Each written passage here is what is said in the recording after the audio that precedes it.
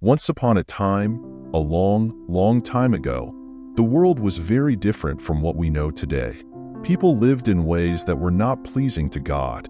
They were wicked, and their hearts were filled with evil thoughts and actions. Violence and corruption spread throughout the land, and God was deeply saddened by what he saw. He regretted creating human beings because of their sinful ways. However, in the midst of all this darkness, there was one man who stood out, a man who was righteous and blameless among the people of his time. His name was Noah. Noah walked faithfully with God. He was a good man who lived a life that was pleasing to God, and God noticed him. God decided to save Noah and his family from the impending destruction that was to come upon the world because of its wickedness. One day, God spoke to Noah and revealed his plan. God told Noah that he was going to bring a great flood upon the earth, a flood that would destroy all living creatures. This flood would be a way to cleanse the world of its corruption and start anew. God gave Noah very specific instructions on what he needed to do to save himself, his family, and a pair of every kind of animal on the earth. He was to build a large boat, an ark, made of cypress wood. God provided detailed measurements for the ark. It was to be 450 feet long, 75 feet wide, and 45 feet high. It was to have a roof, a door on the side, and 3 decks.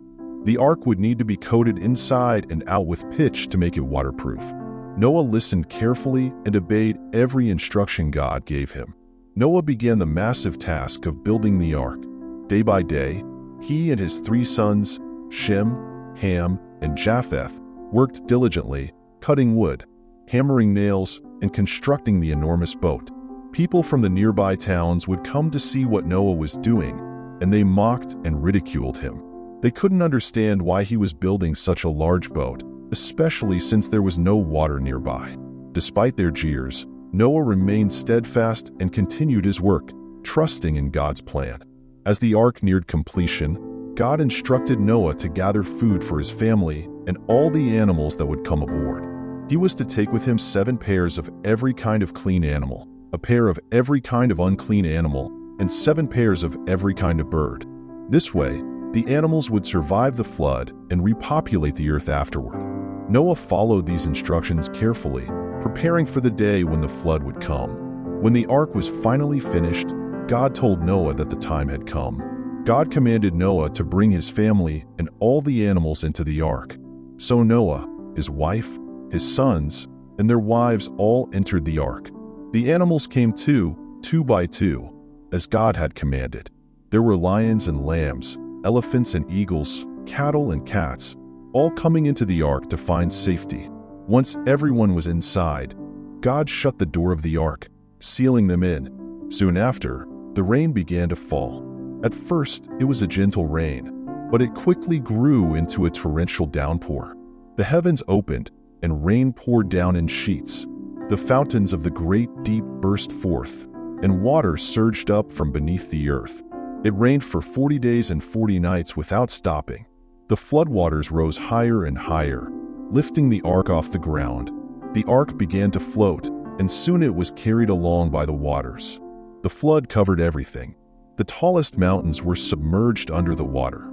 Every living thing that was not in the ark perished in the flood. People, animals, birds, and all creatures that moved on the ground. The world was completely covered with water, and all life was wiped out, except for Noah, his family, and the animals on the ark. For 150 days, the waters flooded the earth. The ark drifted aimlessly on the vast expanse of water. Inside, Noah and his family took care of the animals, feeding them and making sure they were safe. They prayed and trusted in God's promise to keep them safe. The days turned into weeks, and the weeks into months. It was a long and difficult time, but Noah and his family remained patient and faithful. Then, God remembered Noah and all the animals in the ark. God sent a wind over the earth, and the waters began to recede. The rain stopped, and the water level started to go down. After many days, the ark came to rest on the mountains of Ararat. As the waters continued to recede, the tops of the mountains became visible. 40 days later, Noah opened a window he had made in the ark and released a raven. The raven flew back and forth until the waters had dried up from the earth. Then Noah sent out a dove to see if the waters had receded from the surface of the ground. But the dove could find no place to rest because there was still water everywhere. It returned to the ark, and Noah reached out his hand and took it back inside. Noah waited another 7 days and sent out the dove again.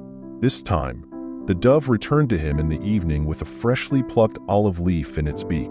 This was a sign that the waters were receding and that there was dry land emerging. Noah waited another 7 days and sent the dove out once more. This time, the dove did not return, indicating that it had found a place to settle. Noah knew that it was almost time to leave the ark. He waited patiently until God told him that it was safe to come out. Then God spoke to Noah, saying, "Come out of the ark, you and your wife and your sons and their wives. Bring out every kind of living creature that is with you, the birds, the animals, and all the creatures that move along the ground, so they can multiply on the earth and be fruitful and increase in number." Noah obeyed God's command. He and his family stepped out of the ark onto dry land. The animals followed, 2 by 2, leaving the ark and spreading out across the earth. Noah built an altar to the Lord and offered burnt offerings on it, giving thanks for their safe deliverance. God was pleased with Noah's offering and made a promise to him and his descendants.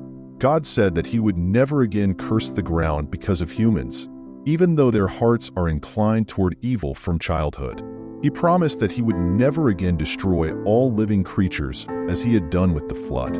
As a sign of his promise, God set a rainbow in the sky. He told Noah that whenever he saw the rainbow, it would be a reminder of the covenant between God and all living creatures on the earth. The rainbow would be a sign that never again would floodwaters destroy all life on earth. This covenant was a symbol of God's enduring love and mercy. Noah and his family began to rebuild their lives. They started planting crops, raising animals, and living in harmony with the land. Noah's sons, Shem, Ham, and Japheth, became the ancestors of all the nations of the world. From this small family, humanity grew and spread across the earth once more. Noah lived for many years after the flood. He saw his children, grandchildren, and great-grandchildren grow up. He taught them about God's goodness and the importance of living righteous lives. Noah's story was passed down through the generations, reminding people of God's power, justice, and mercy. The story of Noah's Ark is more than just an ancient tale. It is a powerful reminder of the consequences of sin and the importance of living a life that pleases God. It shows us that even in the darkest times, there is hope for redemption. Noah's faith and obedience saved him and his family, demonstrating the importance of trusting in God's plan. The flood was a new beginning for the world. It was an opportunity to start afresh, free from the corruption and violence that had plagued the earth. The rainbow stands as a testament to God's promise and his enduring commitment to his creation. It reminds us that God is always watching over us, guiding us, and providing for us, even when we face challenges and difficulties. In today's world, the story of Noah's Ark continues to inspire and teach valuable lessons. It encourages us to be faithful, obedient, and righteous, even when others around us are not. It reminds us of the importance of caring for all of God's creation, including the animals and the environment. Most importantly, it assures us that God's promises are true and that his love and mercy are always available to us. As we reflect on Noah's story, let us remember to walk faithfully with God, just as Noah did. Let us strive to live lives that are pleasing to him, trusting in his guidance and provision. And whenever we see a rainbow in the sky, let it remind us of God's promise and his unchanging love for all creation. The story of Noah's Ark is a timeless reminder of the power of faith, the importance of obedience, and the enduring promise of God's love.